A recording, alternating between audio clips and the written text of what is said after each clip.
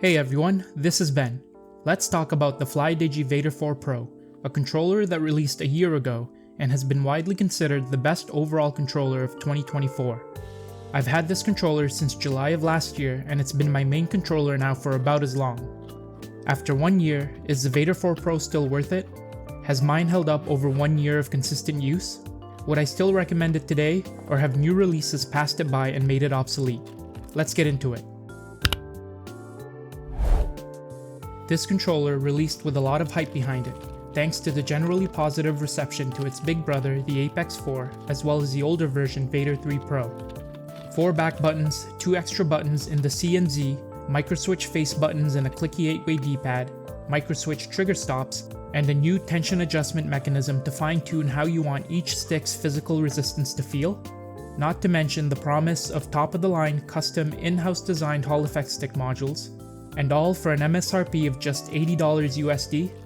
What more could an FPS tryhard who was sick of constantly buying new controllers because of the inevitable stick drift ask for? I bought the controller as soon as I was able to, and when it arrived, I was automatically impressed with how it looked and how it felt. I'm a sucker for the simple and minimal aesthetic, and having used the Vader 3 Pro before this, even though you don't really look at your controller while using it, I was always bothered by how tacky and kind of cheap the Vader 3 Pro looked. The Vader 4 Pro looks miles better with the clean black and silver gray accents. Everything about the controller felt tight and well built. All of the buttons felt crisp and solid, nothing felt loose or wiggly or cheaply put together.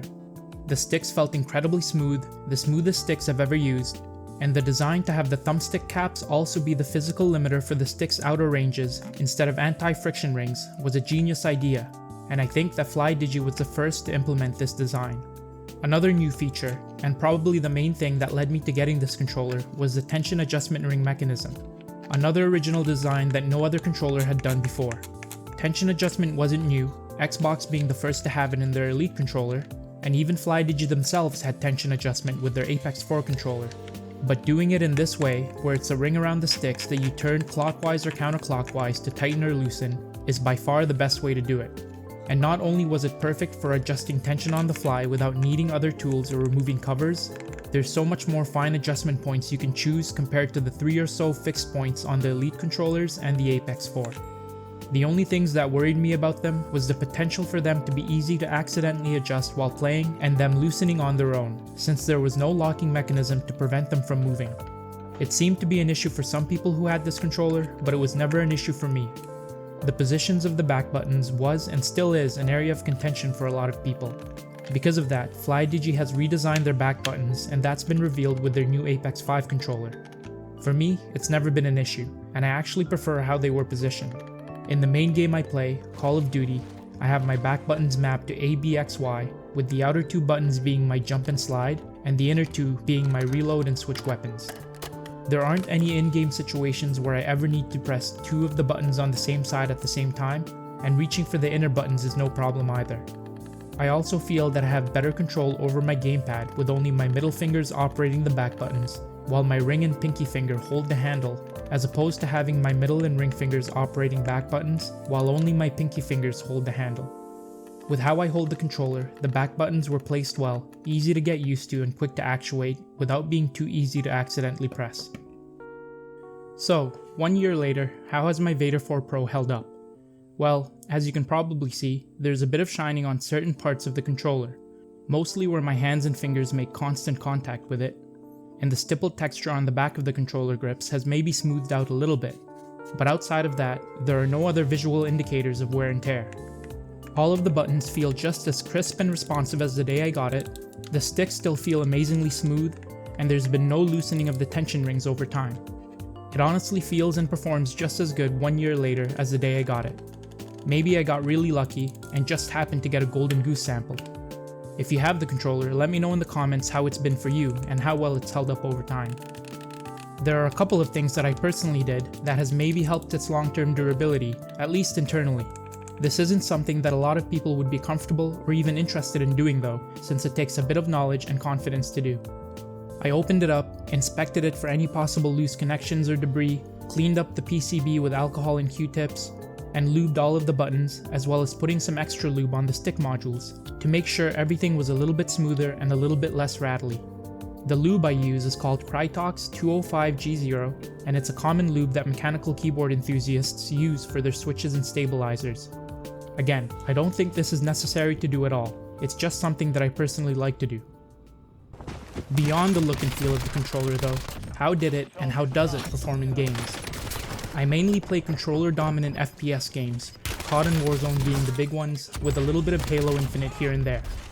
In Warzone and Halo, the Vader 4 Pro performs great. The tracking for medium and long-range gunfights feels so accurate with these super smooth sticks, and being able to adjust the physical tension of each stick really helped me to dial in my preferred tension for aiming and moving. I like my left stick tension to be on the looser end. I feel like it helps my thumb feel less tired since it's generally the more used stick, while I have my right stick tension tighter to help with smoother tracking and aiming. In COD multiplayer, it performs good, but I do have one issue with it. Using an AR or sniper and being in medium to longer range fights, it feels great. When it comes to using a sub though, and being in close quarters fights, it feels very hit or miss, very inconsistent. Sometimes I have great games and everything feels good, and other times it feels like my aim assist was cut in half and I couldn't react fast enough. I think that the big reason for this is the Vader 4 Pro's joystick latency. As you can see, it has an average wired joystick latency of 16 milliseconds, which are okay results but not great, and there are plenty of controllers with much better latency, one of the best ones being an overclocked DualSense, which is probably the most popular controller choice for sweaty COD players. In games with a higher time to kill, where accurate and consistent aim is very important, the controller feels flawless. Halo, Apex Legends, and Warzone are good examples of longer TTK games with a lot of gunfights happening at range. But when it comes to COD, where the TTK is less than half a second and more gunfights happen in closer ranges, having lower latency joysticks is much more important in those scenarios where you need to react quickly to fast moving targets.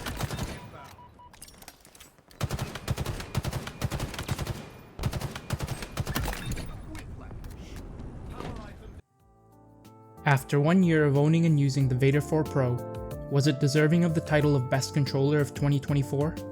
And now, with new controllers out on the market and just around the corner, including one from Flydigi themselves in the Apex 5, is the Vader 4 Pro still worth buying today? To answer the first question, I say yes. It was deserving of being called the best controller released in 2024. It didn't offer the fastest latency, which was definitely a disappointment, especially considering that it was advertised as a pro controller, but it wasn't terrible like a lot of the haters would say. And as someone who personally mained it for a year, I played just as well with it in most of the games I played as I did with the faster latency controllers out there. A major reason for that was the sheer amount of features packed into the controller. It offers all of the bells and whistles that $200 plus pro controllers offer at an MSRP of only $80. Their custom designed Hall effect modules are great, not only on the hardware side, but also on the software side, being able to custom tune them in just about any way you can think of through the Flydigi Space Station app. It looks like a high quality controller, it feels like a high quality controller, and at least for the one that I have, it's as durable as a high quality controller. As for whether it's still worth buying today, I think that it depends on a couple of factors. If you're someone who's looking for a good quality controller at a fairly low price to play a variety of games with, I would say that it's more than worth it, especially considering that it's discounted by a lot of retailers nowadays, and you can buy it for as low as $50 in some places. If you're someone who's a little bit more focused on the competitive games, especially PvP, I think there are a few controllers out on the market now that offers more competitive performance that should be considered first. Check out my review of the Gamester G7 Pro if you want to learn about one of those controllers. I think that when the Vader 4 Pro was released, it was way ahead of the competition in almost all aspects, and because of that, it forced the other competing manufacturers to really step up their game, and not just offer the same quality features and performance, but to improve on it even more. A lot of those companies did exactly that, and even if you're the biggest Flydigi fanboy, you should be happy about that, because at the end of the day, we the consumers benefit. Let them keep on leapfrogging each other, making better controllers with more features at competitive prices, and let us enjoy those controllers. If you made it this far into the video, thank you so much for watching, and if you found this video useful, please give the video a like.